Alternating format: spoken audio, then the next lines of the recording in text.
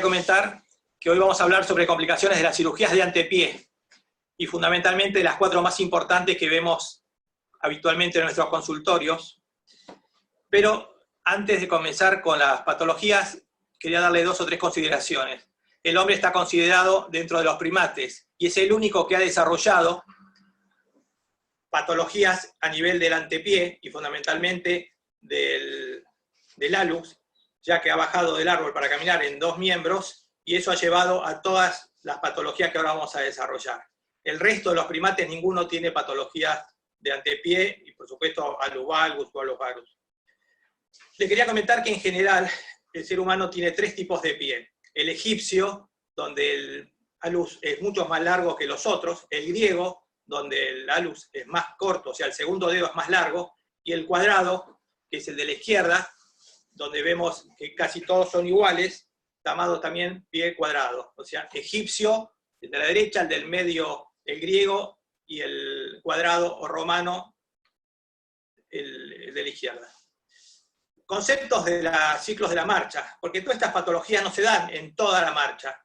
Nosotros hemos dividido en 3 fases o 3 rockers la marcha. El primer rocker es cuando se apoya el talón, el segundo rocker es donde hace la transferencia de peso, que se hace del talón al borde externo, la descarga de peso se hace toda a través del quinto, llega a la cabeza de los metatarsianos, y de ahí a la tercera fase, que es el tercer rocker, que es el despegue, para dar el paso. Hay patologías que se van a dar en el segundo rocker, y muchas de ellas en el tercer rocker, o sea, la fase donde se da el tercer paso, la tercera fase de la marcha. Patologías vamos a tener cientos. Los especialistas en pie lo saben muy bien. No hay solamente el hallux valgus o el hallux rígidos. Tenemos patologías de partes blandas, como la sesamoiditis, los esguinces, la fascitis plantar, las patologías a nivel diafisarias, a nivel de las falanges, osteocondritis de la cabeza de los metatarsianos. Hay cientos de patologías de pie, no es solamente el hallux valgus.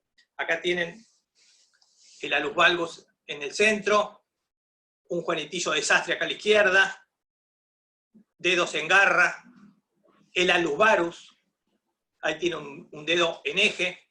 Patologías tenemos cientos. ¿Qué debemos hacer cuando viene un paciente por dolor?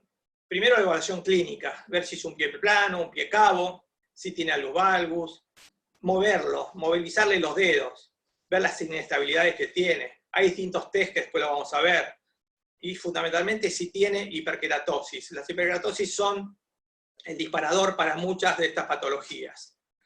Lo que habitualmente se hace es evaluar al paciente de pie. Muchas de estas patologías se exacerban cuando hay descarga de peso. Entonces se evalúa al paciente de atrás, como vemos acá, en el medio el paciente es normal. El de la izquierda, acá están viendo este signo, que se llama signo de más dedos. Esto es significativo de que el paciente tiene un pie plano importante. O al revés, esto es un pie cabo, donde se exacerba el arco interno. También vamos a verlo, esto es estático, caminando, si tiene alguna PASH, si algún tipo de patología a nivel nerviosa. Luego lo hacemos parar en un solo pie, que se ponga en punta de pie sobre ese miembro. Ahí vamos a evaluar si tiene alguna alteración del tibial posterior, o del ligamento en hamaca, que van a ser el spring ligament, los que nos dirán si tiene o no una deficiencia, y por eso el pie plano se debe a estas 2 alteraciones. En la camilla lo hacemos acostar y evaluamos lo que decía recién, la movilización de la cabeza de los metatarsianos, ver si son rígidas, si son flexibles, las hiperkeratosis, si son centrales, si son a nivel de la cabeza del metatarsiano, si son a nivel de todos, del primero, perdón, o si son de todos. Evaluar también la parte circulatoria. Muchos pacientes vienen con alteraciones del trofismo debido a un lecho varicoso, y el dolor en realidad era ese y no era del pie. En fin, la evaluación que hacemos primaria es tanto estática, clínica, como dinámica. Y después ver lo que les decía. El segundo rocker, que es la fase de apoyo, la hiperkeratosis el paciente la va a manifestar a nivel de los metatarsianos. Como dice acá, bien marcada a nivel de la cabeza. Esta es una metatarsalgia de apoyo. En cambio, cuando el paciente dice que le duele justo la base del primer metatarsiano, es más difusa, más distal, pero el dolor es justo debajo de la cabeza. Esta es la metatarsalgia del tercer rocker o la del despegue, ¿no? ¿Por qué evaluamos la inestabilidad? Porque tenemos muchísimas patologías que el paciente puede venir, como este caso, con un lalus valgus, y nosotros decir, bueno, la patología es esta, y en realidad lo que el paciente tenía era una inestabilidad, se le hace la maniobra de cajón, el Drager test, y el problema era que tenía un dedo flotante por lesión de la placa plantar. Por lo tanto, hay que movilizarlos, ver dónde le duele. ¿Sí? El Morton, ustedes saben que es una característica que da mucho dolor, y es un problema neurológico, donde se forma una pequeña lesión a nivel de un nervio, que nada que tiene que ver con osteotomías, y aunque el paciente tenga una luz valgus, un dedo flotante, si tiene un Morton, tenemos que saber diagnosticarlo. Este test, el de Silver Cord, sirve para evaluar la contractura de los gemelos y el sóleo. Nosotros hacemos, como dice acá en la primera slide, una dorsiflexión. Suponemos que llega a 90 grados o menos, 80, y después repetimos la misma maniobra, y si sigue sin poder llegar a cumplir el arco de movimiento normal, significa que la contractura es del sóleo, porque los gemelos, como son biarticulares, a nivel de rodilla lo estamos anulando, dándole más longitud-tensión, y por lo tanto, si el paciente no logra, o nosotros pasivamente no logramos llevar a 90 grados o más la dorsiflexión, es que la contractura no era de los gemelos, sino del sóleo. Es un test bastante importante, sobre todo en patología de pie plano. Y por último, la baropodometría. Para nosotros muy importante. No sé si Hugo se acuerdan, hace muchos años se hacía en moldes de yeso, a veces se le pintaba el pie con tinta y se les hacía descargar el peso en una hoja blanca. Hoy en día, gracias a la computación, tenemos incluso en colores las zonas de apoyo, fíjense en el talón, en el metatarso, en la descarga de peso en la cabeza del primero. Nos da también el arco que tiene, si tiene un pie cabo, si tiene un pie varo. En fin, para nosotros, si bien no suplanta la clínica es soberana, nos aporta muchísimo para el diagnóstico, sobre todo de las zonas de hiperapoyo.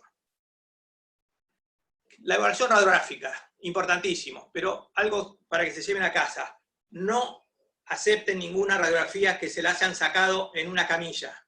Por lo que les decía hoy, todas las patologías de pie se exacerban y son realmente patologías cuando uno lo ve con descarga de peso. ¿Qué le vamos a pedir? Un frente, un anteroposterior. ¿Para qué nos sirve? Acá vamos a evaluar sobre todo los ángulos. Después les voy a mostrar que determinados ángulos, por ejemplo, el intermetatarsiano, el metatarso-falángico, nos van a ser indicios de patología. Vamos a ver la longitud. No es lo mismo que estén iguales a que el primero sea mucho más corto que el segundo. Eso se va a transferir después a patologías distintas. Pedimos también el perfil. ¿Para qué? Acá vemos si el paciente desarrolló una exóstosis a nivel de la cabeza del primer metatarsiano, vemos el ángulo de declinación, tanto del primero como el resto de los metatarsianos, vemos si el ligamento, spring ligament que les decía hace un rato, que es del calcáneo escafoideo, está vencido y eso me lleva al pie, a un pie plano. Tanto el frente como el perfil son importantísimos con descarga de peso. Y la tercera evaluación radiológica que tenemos que pedir siempre es la de Walter Müller, para ver los sesamoides. Sabemos que los sesamoides insertan los músculos intrínsecos del hallux. Acá está el medial, el lateral con la cresta. Fíjense en la B, donde el lateral y el medial están totalmente luxados, o subluxados, la cresta ni se ve. Bueno, tanto en el frente, en el A como el B, nos sirve para evaluar si ha rotado el metatarsiano. Y por último, cuando uno tiene esta imagen y pide una radiografía, y mucho vamos a ver que tiene un dedo flotante, que ya lo habíamos visto clínicamente, pero queremos saber cómo está la placa plantar, y sabemos que este dedo generalmente se da por ruptura de los ligamentos intermetatarsianos, pero de la cápsula que ancla el dedo al metatarso.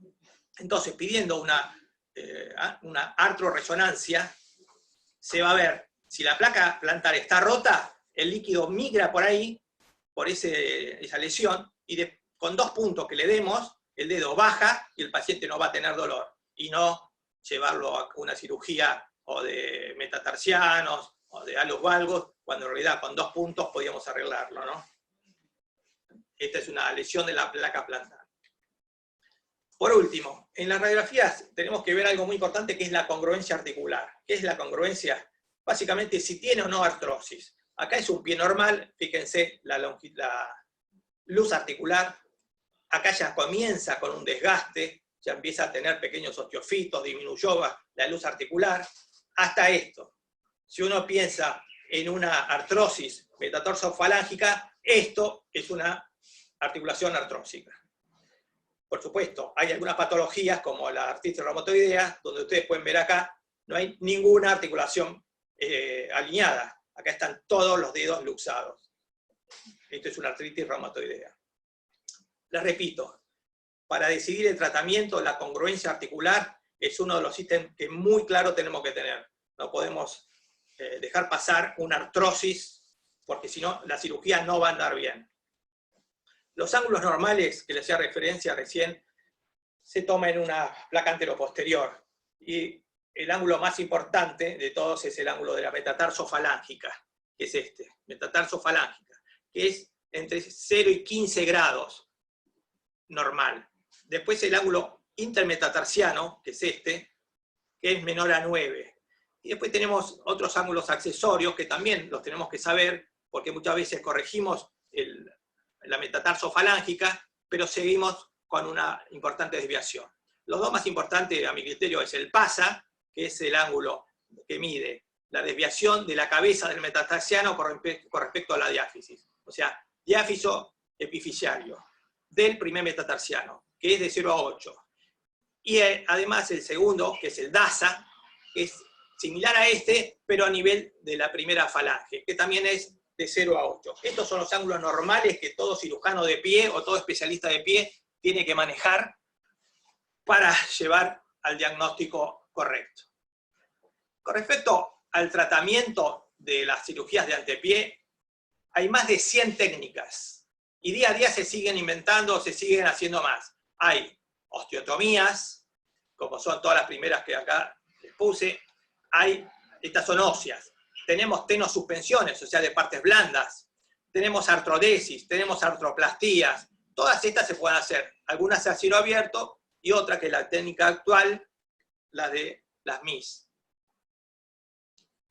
Con respecto al tratamiento cruento, el dolor es lo que vamos a tratar de mejorar. Entonces, les hice una pequeña clasificación de las cirugías de antepié y se las dividí en 5. Las osteotomías del primero las dividimos en osteotomía de la base, como esta, osteotomías diafisarias y osteotomías distales. Después tenemos osteotomías de la primera falange y, como acá, osteotomía de los otros 4 dedos. De las 4 patologías que me dieron para explayarme, la primera es esta, alus valgus. ¿Qué es un alus valgus? Es esto, acá lo tienen. Es una deformidad del primer rayo que va al varo y que se manifiesta con una deformidad en valgo de las dos. Entonces, varo del primer rayo, valgo de las 2 falanges. Hay un acortamiento y una elevación de la cabeza del primer metatarsiano, que es lo que va a provocar el bunio o la exóstosis. Y por supuesto, si esta articulación va migrando hacia el valgo, ¿qué les parece? Todas las estructuras ligamentarias mediales se elongan y hasta se rompen. Y al revés, las laterales se comprimen, se retraen. Y esto va acompañado de una rotación del primer metatarsiano que hace que los 2 sesamoides, acá los tienen, vayan rotando junto con el primer metatarsiano y se subluxan. Por supuesto, toda esta patología a nivel de piel se va a manifestar con una hiperkeratosis. La etiología es muy variada. Fíjense en algo muy llamativo. La herencia materna, 73%. La madre le transmite al hijo el 73% de los alus valgus. Otras etiologías, pie plano, el calzado. Fíjense en el calzado de la mujer, habitualmente estos tacos van haciendo que el dedo vaya migrando cada vez más a la luz valgus. Hay personas con una disfunción ligamentaria, con hiperlaxitud, los deportistas, en fin, las chicas que hacen baile clásico, son todas pasibles de tener alus valgus. Con respecto a la clasificación hay muchas, pero esta me pareció la más acertada, porque ya que además de medir los ángulos, tiene en cuenta lo que yo les decía hoy, la congruencia de la articulación, la subluxación de los sesamoideos y la rotación que va teniendo sobre su eje el primer metatarsiano. Y la dividimos en tres, leve, moderadas y severas. El leve tiene el metatarso falángico, que es este, menos de 20 grados. El intermetatarsiano, 11. La articulación es congruente, ¿ven? La luz articular. Y los sesamoides están levemente desplazados, menos de un 50%. Y el ángulo interfalángico es normal. En el moderado ya no, ya tenemos de 20 a 40, la articulación es incongruente, los sesamoides están entre un 75 y un 100% subluxado. Y la luz ya comienza a pronarse. Y por último, el severo, que generalmente el paciente consulta entre moderado y severo. Es muy raro que alguien consulte por el leve. Tiene más de 40 grados de metatarso falángico. El ángulo entre el metatarsiano primero y segundo es de 16 a 18. La articulación es totalmente incongruente. Fíjense cómo está luxada. Los sesamoides están 100% luxados, ya está rotado. Y la luz está pronado. Esta es la clasificación de Mann. Y en base a esto después es muy importante saberlo porque según esta clasificación es la técnica que vamos a tener que hacer. Porque si nosotros en una clasificación de Mann de severo hacemos una técnica para un leve, nos vamos a quedar corto y vamos a hacer una hipocorrección. O al revés, si en un leve hacemos una técnica, por ejemplo, de Scarf, donde se hace una osteotomía de los tres ángulos, vamos a hacer una hipercorrección y seguramente no va a andar bien, ¿no? Manejo inicial. Un paciente que viene con el alus valgus, podemos hacer ortesis, plantillas de descanso, lo mandamos al kinesiólogo que le haga movilización pasiva de las articulaciones, se le enseña al paciente que se lo movilice 3 veces por día, todos los dedos, sobre todo la metatarsofalágica del primero, vendajes, férulas, se le hace hacer una plantilla especial con descarga de peso, incluso hay separadores como estos que se usan todo el día de siliconas, pero bueno, hay que decirle al paciente que el alus valgus, por más que haga todo esto, puede sentirse mejor, pero el alus valgus es progresivo. Esto díganselo al paciente, porque si no, el paciente dice, no me dijeron, esto es progresivo. Una vez que el alus valgus comenzó, por más que tengamos todo este manejo inicial incruento, el alus valgus no se va a frenar. Quirúrgico. Cuando uno decide un tratamiento quirúrgico, también hay que explicar al paciente que es ambulatorio, se hace un bloqueo regional, con un banquito hemostático. Son en general extracapsulares todas estas cirugías que vamos a hacer. Se hace un desplazamiento de la cabeza, cefálica, lateral. Hay que tener el material adecuado y, por supuesto, el intensificador de imágenes, si es que vamos a colocar material de osteosíntesis, ¿no? Con respecto a este tema material adecuado, les quería comentar una cosa. Hace muchos años no existían las microsierras y se hacían con escoplo las osteotomías. O, anteriormente, un bisturí, un martillo y se cortaba el hueso. Imagínense cómo quedaba la osteotomía. Hoy en día eso no se acepta. Si no, nos traen la microsierra y las hojas de corte que nosotros pedimos, muchachos, se suspende la cirugía. Porque si no, los resultados son pésimos y la culpa es nuestra, que le dimos marcha a una cirugía sin tener el material adecuado. Repito, microsierra. Repito, las hojas de corte que nosotros pedimos. Con respecto a las cirugías, yo les voy a sugerir en cada uno una sola, pero la mejor cirugía es la que sabe hacer el cirujano. Con respecto a las leves, me pareció que la mejor que anda es la Chevron. Nosotros es la que más hacemos. Es una osteotomía distal en B. Como ven acá, el ángulo, el vértice, tiene que estar a 5 milímetros de la interlínea articular. Y se hacen 2 vertientes. Acá esta diapositiva es a 60 grados. Últimamente se está haciendo entre las dos 90 y tenemos mejores resultados. Así que entre 60 y 90 esta cirugía anda bien. Se desplaza poco, por eso se hace en ángulos leves, como le pongo acá, son 4 milímetros. Y por supuesto, todo tiene que ir acompañado de una capsulorrafia interna y de una liberación del primer espacio del tendón conjunto. La articulación esta es muy noble. Yo acá le puse este slide para que vean cómo es por eso se llama en B de Chevron, por la B corta. El eje es este y se hacen las dos vertientes. Es una osteotomía horizontal en dos planos a 90 grados y desplaza, fíjense, poco, 4 milímetros, pero deja el dedo en eje. Acá, en esta osteotomía, con un tornillito o una clavija de Kirchner, se puede sintetizar y después anda perfecto.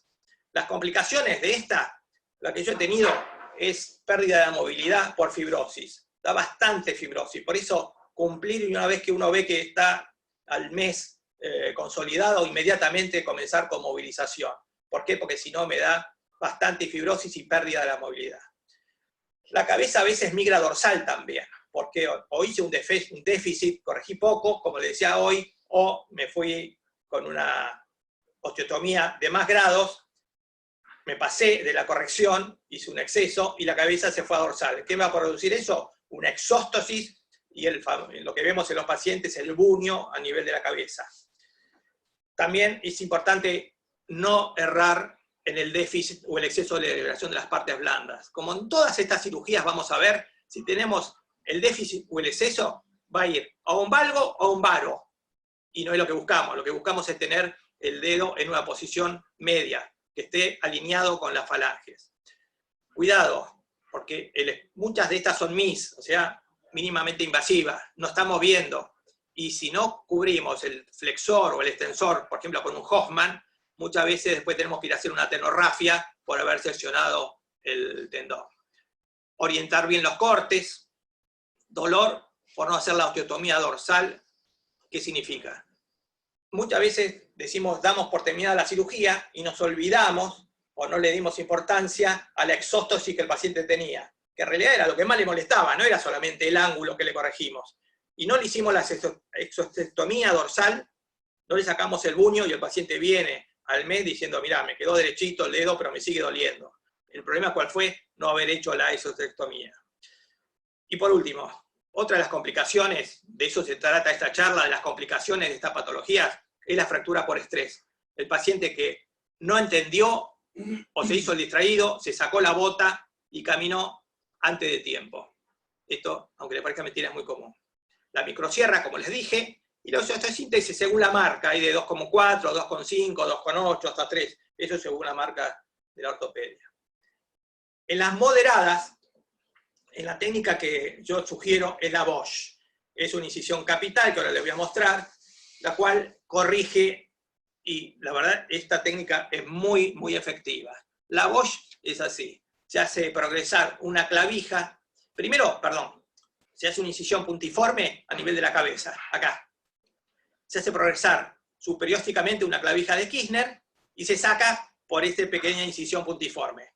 Ahí se hace la osteotomía, a nivel del cuello del metatarsiano.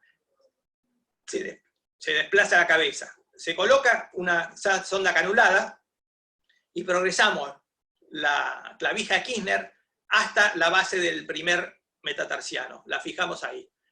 Retiramos la sonda canalada, se desplaza la cabeza, como ven, y se fija con yo prefiero 2 tornillos para que la cabeza me quede bien fija. Una vez que se hizo eso, recién ahí tenemos que, en el primer espacio, liberar las partes blandas. Nunca liberar las partes blandas antes de hacer la osteotomía, si no corremos el riesgo que esta cabeza quede sin fijación, se caiga y tengamos muchas veces una necrosis avascular producto de haber liberado primero las partes blandas que la osteotomía. Y el paciente queda así, con este vendaje. Por último, los alus valgus severos. La osteotomía que sugiero es la de Scarf, la cual es una osteotomía en Z que modifica todos los ángulos. Es una longitudinal, como ustedes ven acá, va de distal a dorsal y de proximal a plantar. Es en Z y corrige todos los ángulos. Por lo tanto, corrige, fíjense, acá le hice este dibujito, donde con 2 tornillos la puedo fijar y el dedo me queda totalmente alineado. Esta es la descarga. Se libera la cápsula, los ligamentos, como las otras, y el tendón del aductor. Acá lo importante son los 2 tornillos que hay que colocar, uno en cada lugar de los cortes. ¿Lo ven? Así. Acá les quería mostrar, esta es la Descarf. Un alus valgus severo, de 40, más de 40, le hago la osteotomía en Z, la fijo con los 2 tornillos, y me queda así. Fíjense cómo quedó alineado. A este también le hicieron un Atkin. El paciente vino con 40 y se va con 0 grados. Y acá está la radiografía postquirúrgica. Esta es la famosa osteotomía de Scarf.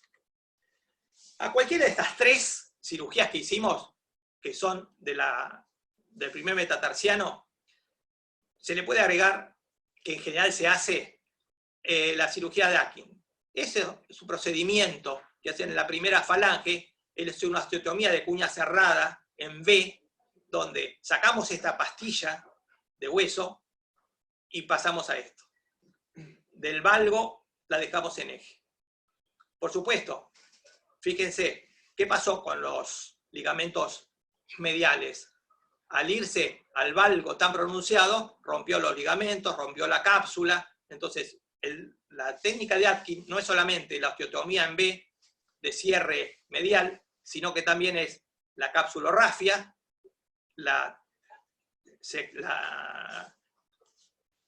tenemos que componer todo el espacio medial, y por supuesto, del lado lateral, tenemos que elongar la cápsula, elongar los tendones, para que no me quede una inestabilidad. Siempre tenemos que, además de la osteotomía, lograr un equilibrio entre las partes blandas, laterales y mediales. Ojo, esta no tiene nada que ver con la articulación metatarsofalángica, solo alinea la falange. Por eso les puse ahí que mantiene la congruencia articular. Es percutánea, y lo que le dije recién. El único cuidado que les pido en esta es no desperiostizar, porque cuando desperiostizamos mucho, la falange es muy sensible a la necrosis, y nos pasa, o pasa a menudo, desperiostizar mucho la falange proximal, y después con el tiempo aparece la necrosis. Este es el tornillito que ponemos para sostener esa articulación. El postoperatorio consiste en un vendaje que lo tiene que hacer el traumatólogo. Esto no lo puede hacer el fellow, el enfermero, y mucho menos el paciente.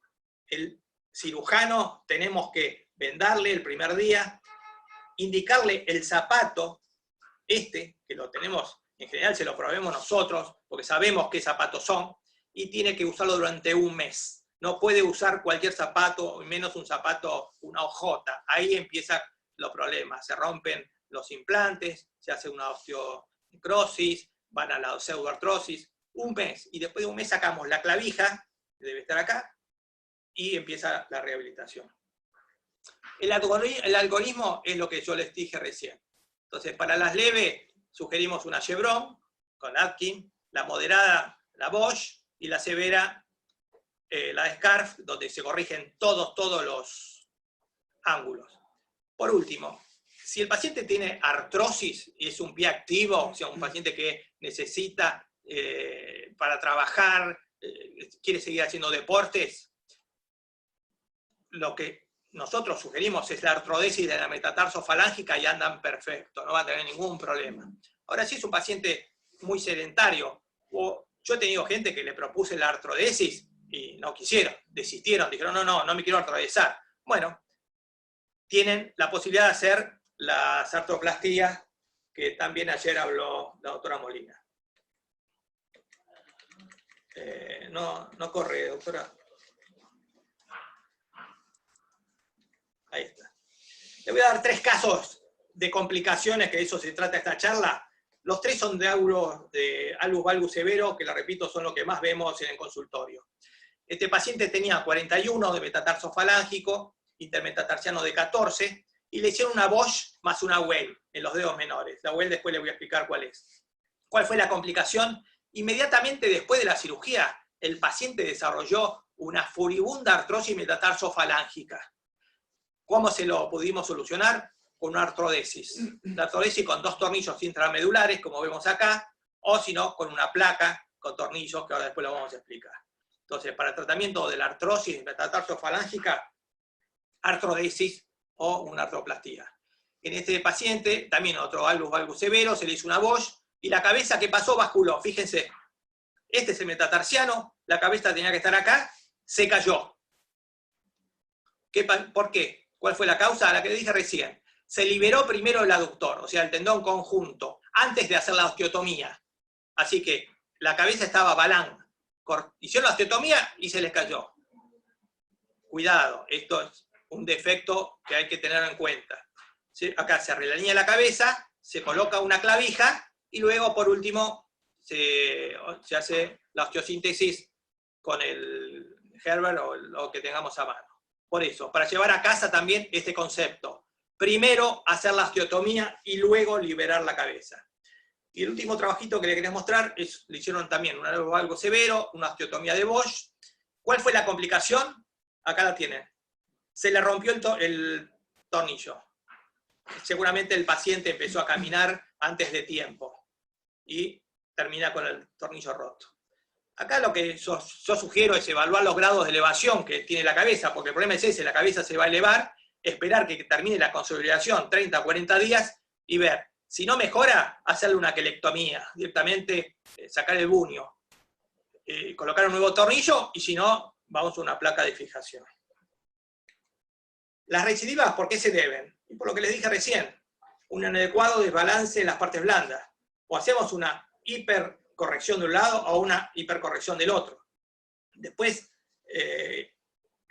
somos nosotros que no hacemos un retensado de la cápsula adecuado. Por eso en la cirugía es importante tomarse 2 minutos y evaluar las partes blandas, no quedarnos solamente con qué bien me quedó corregido el alineamiento, sino ver si tensamos mucho, si tensamos poco, si liberamos mucho o poco. ¿Qué pasó con la falta de corrección? Que me lleva una recidiva. Bueno, ahí le erré con la técnica.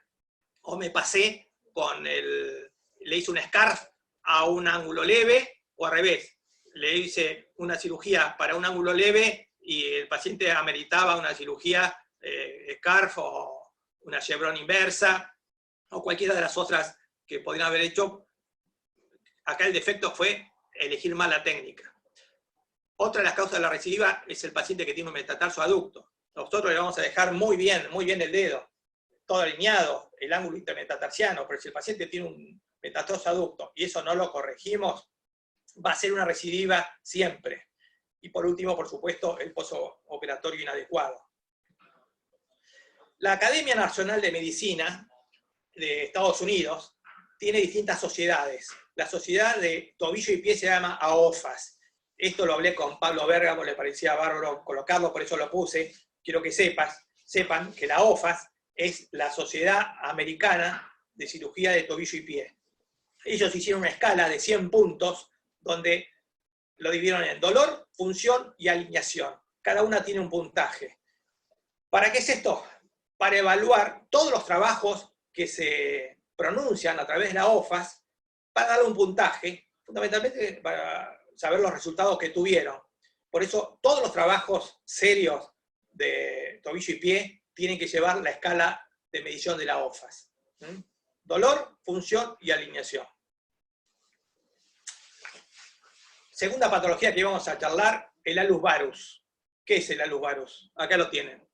El alus valgus era una desviación en sentido lateral. El alus valgus, una desviación en sentido medial en el plano axial, que si lo dejamos va a avanzar y va a ser un dedo en garra, que es este. Y si lo dejamos va a avanzar y se va a deformar en rotacional. O sea, en los 3 planos vamos a tener una rotación, una desviación y el dedo en garra.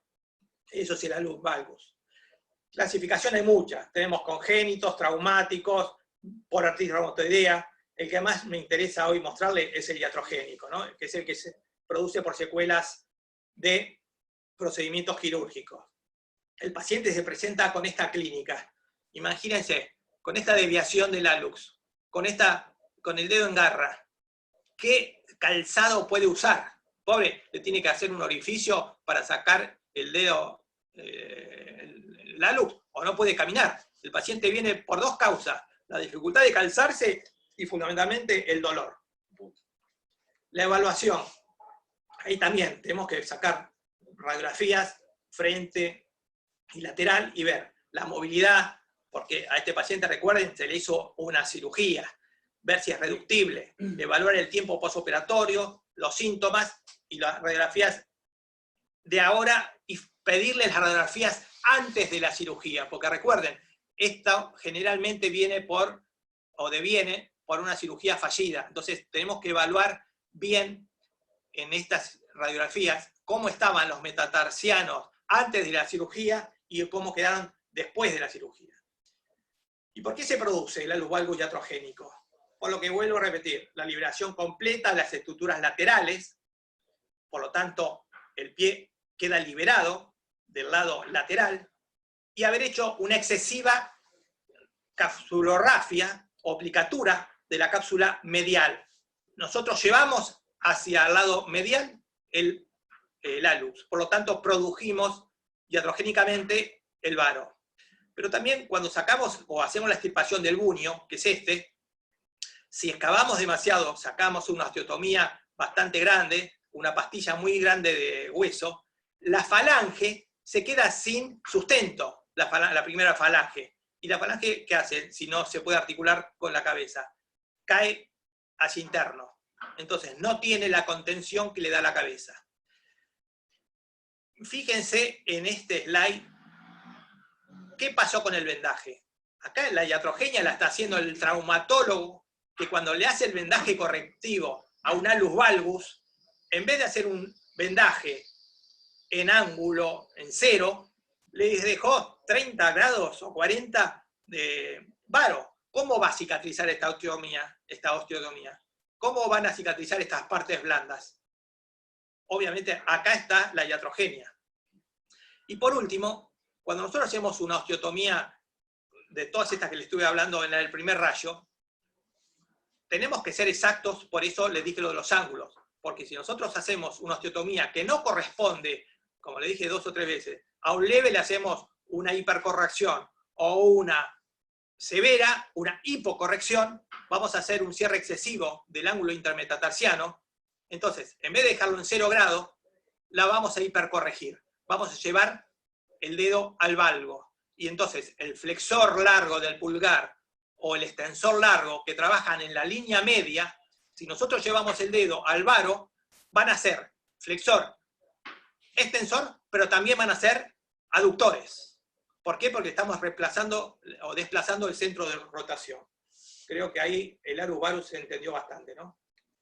Tratamiento, lo que le estoy diciendo, la liberación y el retensado, o sea, hacer lo opuesto a lo que habíamos hablado. La tenodesis, hay osteotomías, se puede hacer artrodesis y artroplastías por recesión. Hoy, la última cirugía que se está haciendo con muy buenos resultados en el alus valgus es esta. Este es el tendón aductor. Se libera de su inserción en la base medial, se pasa por debajo del ligamento intermetatarsal y se ancla en la base lateral de la primera falange. Entonces, en vez de ser aductor, desplazamos su centro de tracción y ahora es abductor. Creo que se entiende. Y esta se llama cirugía de Hawking. La de Johnson lo que hace es una tenotomía. El tendón extensor largo lo divide en dos, le hace un hemitendón, entonces la mitad que queda anclada sigue siendo de extensor, pero la otra mitad la pasa por un ojal que se hace en el primer espacio, se pasa por debajo del tendón del ligamento intermetatarsiano y también se ancla este hemitendón del lado lateral. Por lo tanto, pasa a ayudar también a hacer la corrección hacia lateral. ¿Se entiende? ¿No? Entonces, la Hawking se hace con el aductor, la Johnson con el alargamiento del extensor largo del alux. Ambas queda así, como esta. Él estaba en alus valgus y con las dos se logra llevar y corregir. Les muestro 2 trabajos. Meynoud en el 2000 hace un trabajo sobre 12 casos, y a ellos hicieron la de Hawking y la de Johnson, las dos cirugías, en 12 pacientes con un rango de 37 años y un follow-up de 42 meses, o sea, lo siguieron durante 42 meses, y tuvieron 11 pacientes con resultados satisfactorios. Solamente uno de los 12 se anduvo mal con esta técnica. Mark Mierson, para mí en este momento el número 1 en cirugía de tobillo y pie, hace poco estuvo acá en Argentina, él hizo en el Foot and Ankle, presentó un trabajo en el 96 con 6 pacientes, un promedio de 47 años de edad, en una post-cirugía de los valgus, sin artritis, sin artrosis y con articulaciones flexibles. Lo siguieron 28 meses, no tuvieron complicaciones, y todos con un alto índice de satisfacción con la escala OFAS. Solamente una pérdida de flexión de 10 grados, algo significativo, en 3 casos. Y este es el algoritmo. Importantísimo, lo único que quería que recuerden es el compromiso de la metatarsofalángea. O sea, ¿tiene artrosis o no tiene artrosis? Si está comprometida, se sugiere artrodesis, no hay otra, artrodesis o artroplastía. Si no, si es viable la articulación, bueno, hacer lo que hicimos recién. Liberar la cápsula medial, liberación en B, retensado de la cápsula lateral, y se puede hacer la de Mierson, la de Johnson o la de Hopkins. Cualquiera de estas, incluso se puede tratar de corregir con osteotomías Chevron inversa. O sea, si la Chevron me llevaba corregía el alus valgus, la inversa me corrige el alus varus. Este es el algoritmo que se los dejo. La tercera de las 4 patologías que vamos a hablar, la metatarsalgia por transferencia, que es un dolor localizado en la cabeza de los metatarsianos, y la causa más frecuente que el paciente concurre por dolor en el pie. Ahora, ¿qué es una metatarsalgia?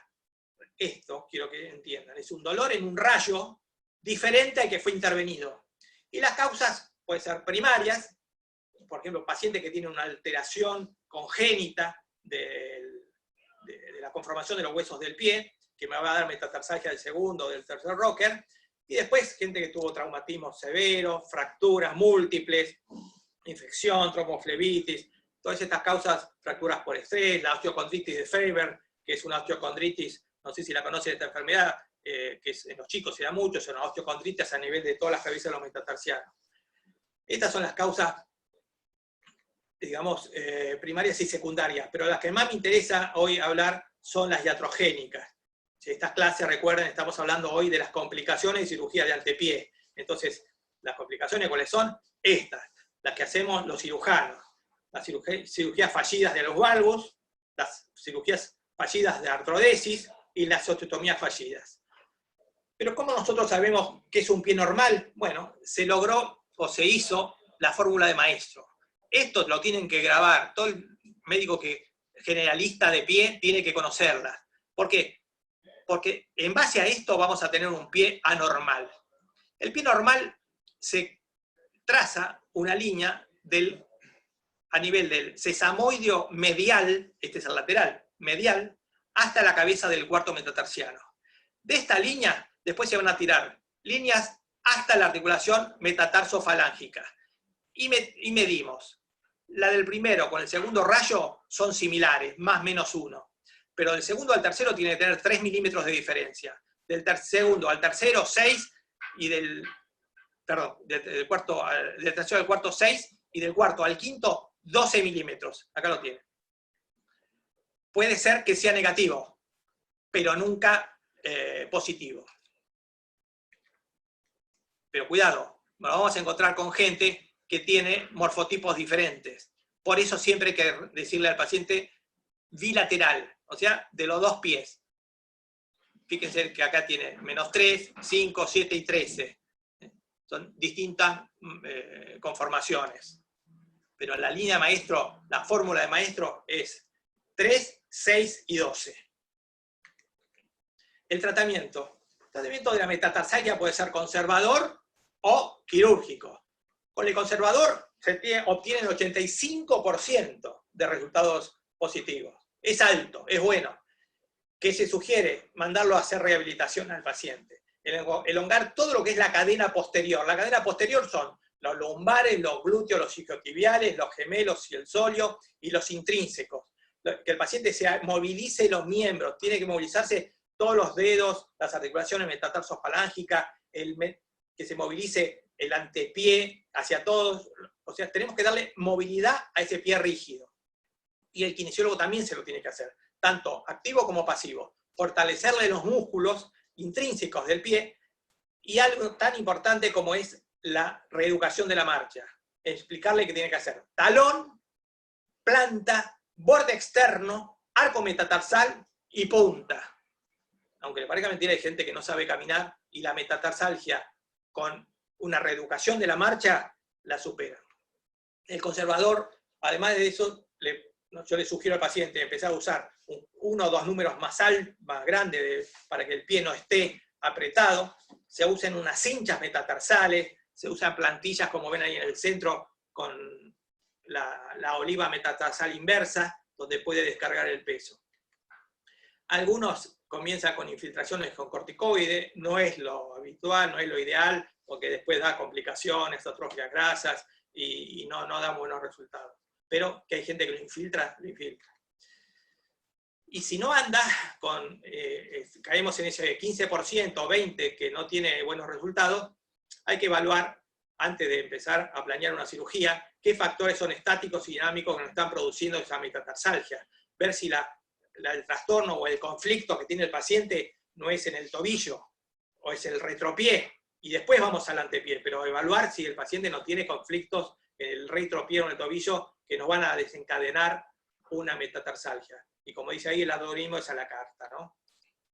Entonces, si yo les estoy explicando que las metatarsalgias generalmente vienen o devienen por una, digamos, falla, porque no anduvo bien la corrección del alus valgus, entonces lo primero que tenemos que hacer antes de ir a operar los otros 4 dedos es revisar la cirugía que hicimos. Muchas veces revisando la cirugía de la cabeza del primer metatarsiano, la metatarsalgia cede por completo. Esto se lo tienen que llevar a la casa. Cualquier metatarsalgia, ver qué fue lo que se le hizo y tratar de revisar primero la cirugía esa. Iba a mostrarle acá, a ver, antes, porque tengo, después le voy a mostrar más adelante una cirugía donde se le hizo una técnica en la cabeza y lo dejaron como 2 o 3 centímetros más corto el primer metatarsiano que el resto. Eso produjo un desbalance de todos los metatarsianos, ¿no? Bueno, para seguir con las cirugías de las metatarsalgias, las podemos dividir en proximales, diaficiarias, distales y percutáneas, todas sobre los metatarsianos. Y cada una va a tener un objetivo. Recordad, si hacemos una subcorrección, va a tener un dolor menor, pero va a seguir con dolor. Y si hacemos una sobrecorrección, el paciente va a tener una metatarsalgia de transferencia el doble del dolor por el cual había consultado. La primera osteotomía que le voy a comentar es la de Weil, todo el mundo lo habrá escuchado. Acá lo que se hace en esta osteotomía es trasladar el centro de rotación de la cabeza del metatarsiano a plantar. Entonces, ¿qué sucede? Cuando uno hace la osteotomía, desciende el centro de gravedad, los músculos interóseos, que son en general flexores plantares, van a trabajar, como se ve en la segunda slide, como dorsiflexores, y me va a elevar la cabeza. Entonces, esta osteotomía se hace para elevar la cabeza que está plantarizada, y que es la que está produciendo el dolor. El dolor lo produce la cabeza del metatarsiano cuando protuye sobre las partes blandas porque se plantarizó. Con la osteotomía de Weil lo que estamos haciendo es elevar el centro de tracción, descender el centro de rotación y elevar la cabeza. Nada más que eso. Se cambia el centro y por lo tanto los interóseos empiezan a ser, además en vez de ser flexores plantares, dorsiflexores. La de Weil es oblicua, es intracapsular, esta sí, es intracapsular, y se hace de distal a dorsal y de proximal a plantar, siempre en el mismo eje del pie. ¿Qué complicaciones puede dar la de Weil? Siempre hablando de las complicaciones, que es el tema de hoy. Que se plantarice la cabeza. En vez de elevarse, bajó más. Por lo tanto, hace una metatarsalgia por transferencia. Y al bajar más, los dedos, ¿qué hacen? Van a la flexión. Entonces hay una contractura de flexión que produce más dolor. hace una rigidez articular y hasta un dedo flotante.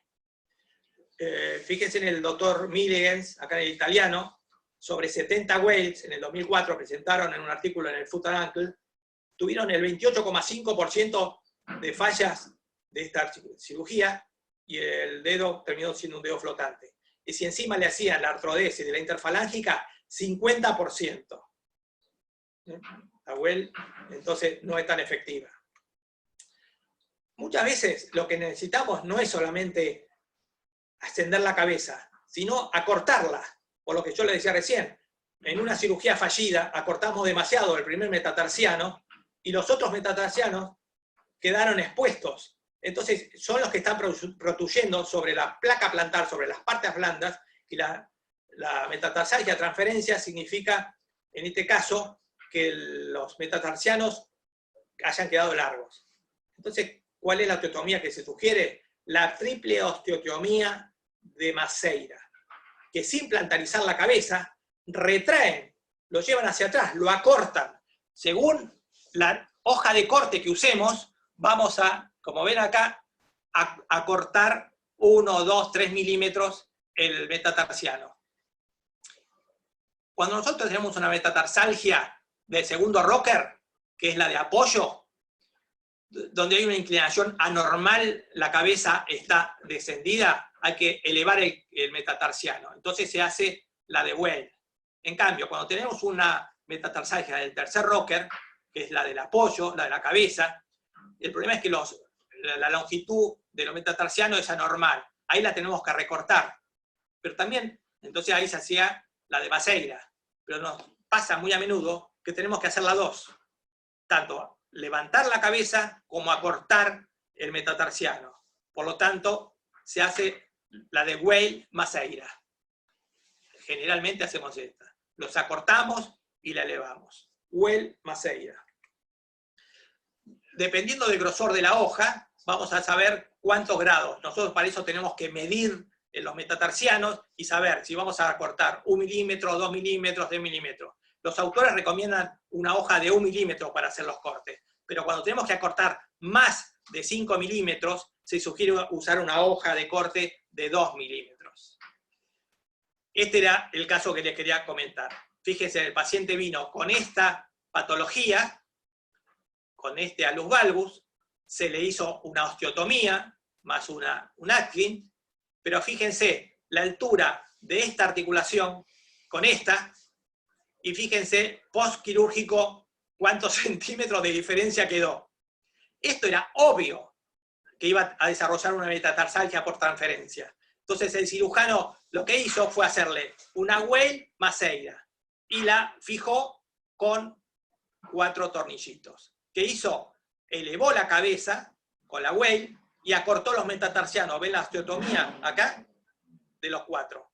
Y por lo pronto recuperó en parte, no totalmente, porque habíamos dicho que la fórmula de maestro tenía que tener la articulación metatarsofalángica del primero y del segundo prácticamente al mismo nivel, pero no es esta diferencia.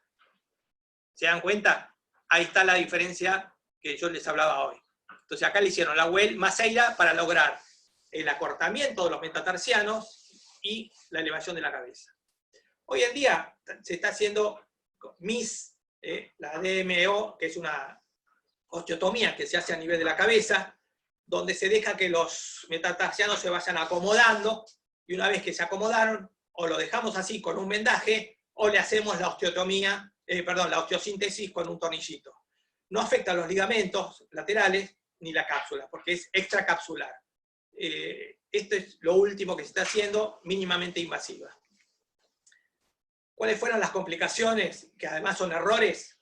Las que yo les dije. Eso nos lleva a alteraciones, que pueden ser del primer rayo, de la fórmula metatarsal o de la alineación frontal.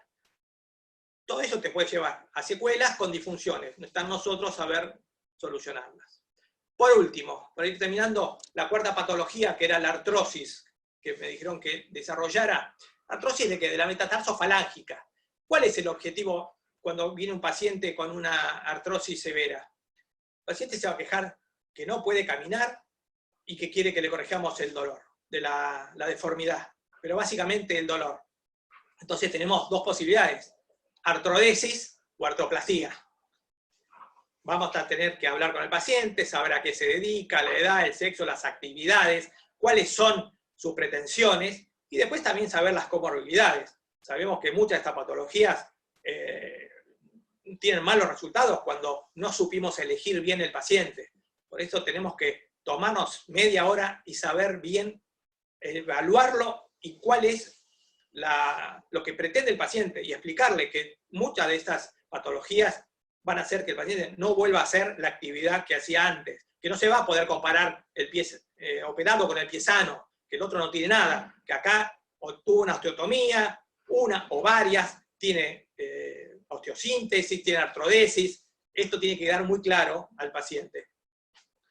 La artrodesis está indicado en estos ítems: alus valgus rígidos, de 3 y 4 grados, o sea, son irreductibles totalmente. Alus valgus severos, de 40 para arriba, 60 grados. Las artrosis en los alus valgus.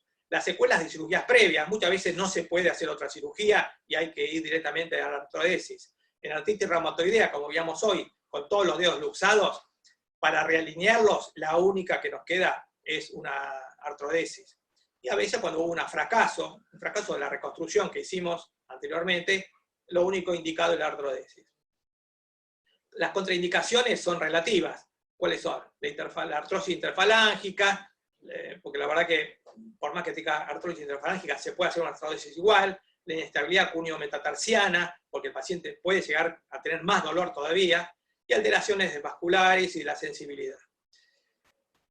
Acá tenemos las imágenes de la artrosis. Cuando tenemos una radiografía así, tenemos que evaluar el espacio interarticular. Fíjense que prácticamente es nulo. Tenemos que empezar a evaluar la osteofitosis que se va generando. Fíjense la exóstosis que se genera. Y por supuesto medir los ángulos interfalángico y metatarsofalángica.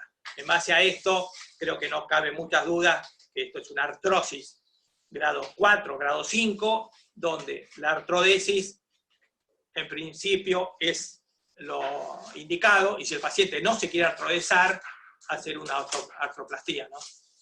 Las técnicas son mínimamente invasiva versus cielo abierto, y los abordajes pueden ser dorsal o medial. La artrodesis de la metatarsofalángica es ambulatoria, se hace un bloqueo regional, abordaje medial. Tenemos que tener radioscopía, porque acá sabemos que tenemos que usar material de osteosíntesis. Importante es esto. ¿Ven la concavidad que tiene y la convexidad, la cabeza y la convexidad, perdón, la convexidad y la concavidad que tiene la primera falange? Bueno, cuando hacemos la artrodesis, estas dos superficies tienen que quedar planas. Tenemos que llegar hasta el hueso amarillo, el hueso esponjoso, donde vamos a colocar nuestra osteosíntesis. Entonces, acá en la cabeza tenemos que cortar lo menos posible, hacer 1 o 2 milímetros, quitar los restos que quedan de cartílago ya erosionado, y en la falange ser más agresivo, casi 1 centímetro.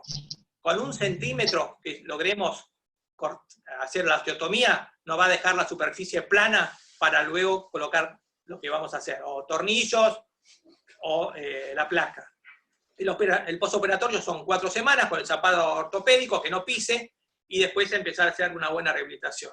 Las complicaciones, siempre hablando de cada una de las complicaciones, son la pseudoartrosis, la consolidación viciosa, el varo, el valgo, las rotaciones, y por supuesto las fracturas de las cabezas de los metatarsianos. Esto hay que llevárselo, anotarlo y llevarlo a la casa. La posición de cómo se debe hacer una artrodesis. No se puede poner como queramos. Esto está estudiado, la posición del dedo tiene que quedar. La articulación metatarsofalángica con un 10 a un 15% de extensión. Nunca en varo ni en cero. Tiene que quedar en valgo. Es un valgo fisiológico. Y por supuesto no puede estar rotado. Tiene que controlar la rotación. Esto, chicos, siempre se tiene que dar así, si no la artrodesis va a ser una artrodesis fallida y el paciente va a tener dolor. ¿Cómo se fija? Antes con clavija, ahora ya no se usa más. Entonces, tornillos cruzados, pueden ser endomedulares, paralelos, otros, uno longitudinal, uno transversal. Acá tienen 2 tornillos cruzados. la placa con tornillos y ahora con este que se hace a nivel intraarticular, que tiene mejor agarre. Una buena fijación y compresión daba esto, pero con pacientes con un déficit de óseo terminaban rompiéndose. En el hospital italiano presentaron en el meeting de la AOFAS este trabajo que mereció un premio en este póster, que lo están haciendo ahora en el italiano. Se usa un tornillo de proximal a distal, fresando justamente de proximal a distal, donde controla la rotación, tiene un 90% de consolidación y tiene una estabilidad axial. Y por supuesto, de proximal a distal, o sea, es anterogrado. Este trabajo está en internet, el que lo quiere consultar. Actualmente, en otros centros, que no es el italiano, están usando la placa bloqueada más un tornillo cruzado. Este es el gold standard que se usa, porque esta plaquita, que se usaba con 2 tornillos, se terminaba rompiendo. Entonces, hoy, para que les quede claro, este es el gold standard. La placa bloqueada con el tornillo cruzado. Le da mayor rigidez axial, mayor estabilidad, y se puede usar en huesos osteopénicos, porque generalmente son pacientes de edad, ¿no? El posoperatorio, la carga total desde el primer día, que eso es lo bueno que tiene este tipo de artrodesis, y el walker por un mes. Las complicaciones, las que todos saben: pseudoartrosis, consolidación viciosa, el paciente que se queja del dolor, entonces se espera hasta que consolide y se le retira la osteosíntesis. Infección, necrosis. Ten en cuenta una cosita más: la osteólisis. Es muy habitual que fresamos y después colocamos un tornillo un poco más chico, queda con juego, y eso produce osteólisis y aflojamiento.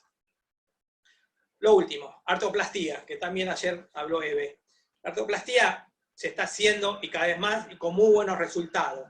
Tenemos de distintos tipos. Tenemos unicompartimental, bicompartimental.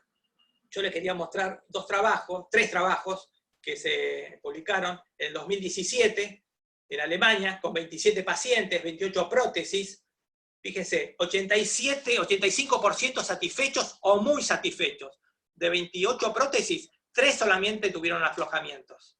En la CICOT, en el 2012, 108 pacientes. Un follow-up a 8,5 años, 55 años de edad, una satisfacción de la escala, según la OFAS, 77%. 82 pacientes en esta escala, fíjense, 78 no referían dolor, 5 nada más que dolor ocasional, y hubo un 15%, o sea 16, que presentaban dolor en el hallux, por los cuales a 3 se le retiró la prótesis.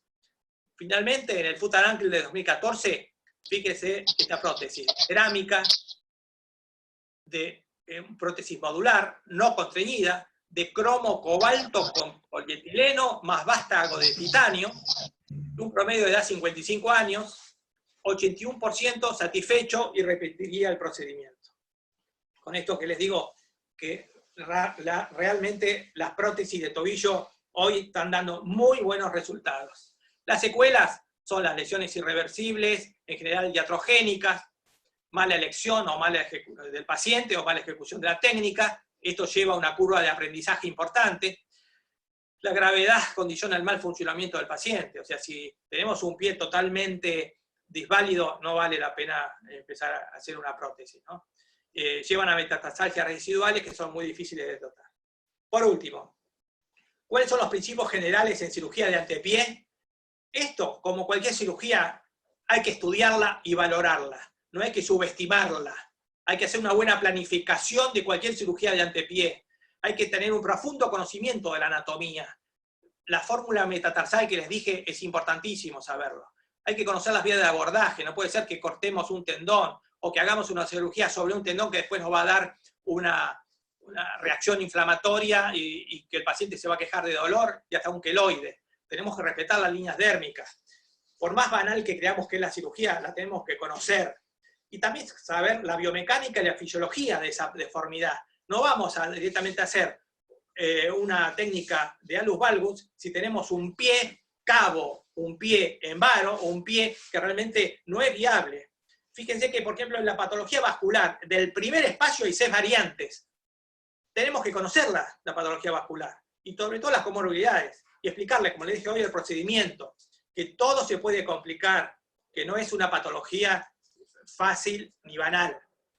Acá les muestro cómo planifican las cirugías. Fíjense en esta, cómo se planifica ángulo por ángulo, y así tenemos que ir al quirófano, sabiendo, planificándola, y cuál es la técnica que elegimos, ¿no? A ver qué hacemos.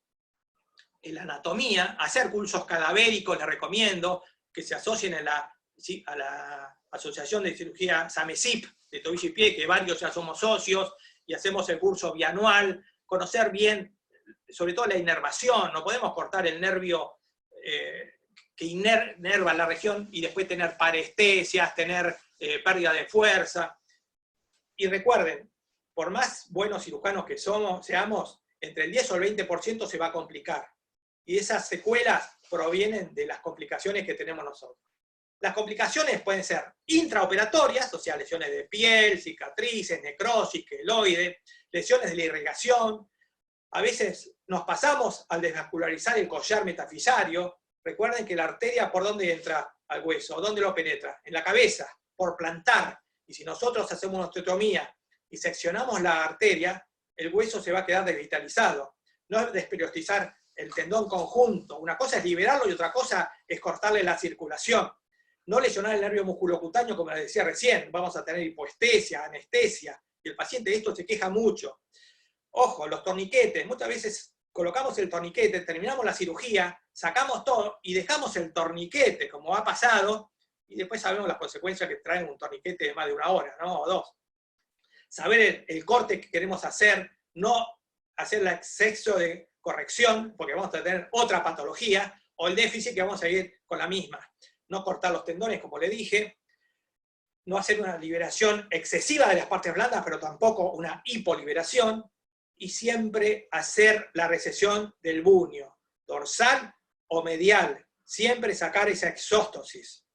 Y la posoperatoria son las metatarsalgias por transferencia, fíjense, 34%, la recidiva el 25%, la rigidez el 10%.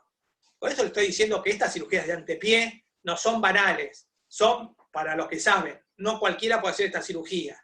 Las fracturas por estrés, producto generalmente de caminar sin bota, retardo de consolidación, pseudoartrosis, arus valgus, infecciones, rigidez.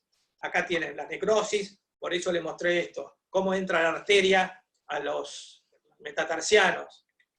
Las infecciones generalmente son todos estafilococos. Y acá hay una escala, que es la de Padua. No podemos operar a un paciente sin haber hecho la escala de Padua. Esto me va a decir si necesita o no profilaxis antitrombótica. Es habitual, pacientes de una complicación, que tengan una complicación como esta, una trombosis venosa por una cirugía de antepié. Muchas gracias.